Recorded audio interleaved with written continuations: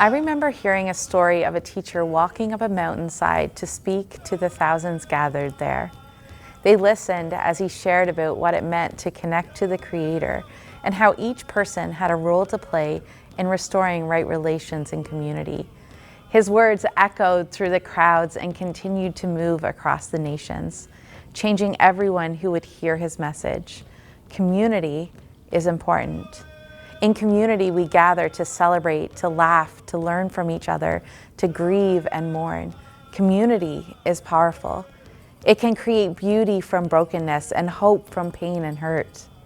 From 2008 until 2015, the Truth and Reconciliation Commission listened to survivors of residential schools share their stories. People gathered in community.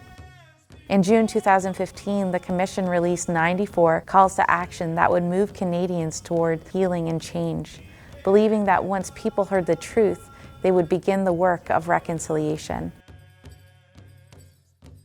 The following year, the Salvation Army joined other Christian denominations and faith groups in response to Call to Action 48.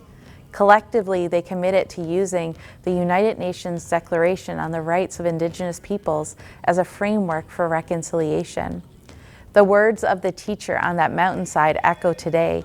There, Jesus shared that living in harmony with each other would take work, restoring relationships would take effort, but this would be essential for healing and change. We recognize that reconciliation is difficult work. It is not a simple checklist. It is not a race to be won.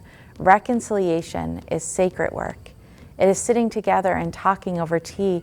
It is hearing the stories of residential school survivors and their families.